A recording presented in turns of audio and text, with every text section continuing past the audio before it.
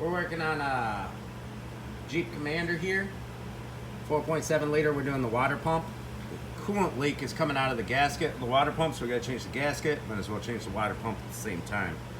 We've got our clutch fan tools out. You can rent these kits at the auto parts store if you don't have one, or buy one from the tool store. You might be able to just put a crescent wrench on that big hex on the clutch fan and get it off, if you're lucky. We're gonna grab a breaker bar. There we go, we got a breaker bar. We got our hold down tool in the water pump pulley. And we've got our big old fat wrench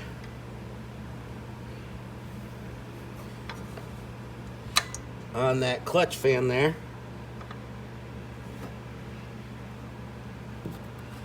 Try to keep these little guys where they go. There we go.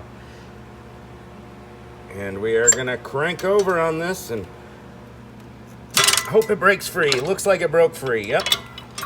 There we go. It's all about breaking it free. After you get it broken,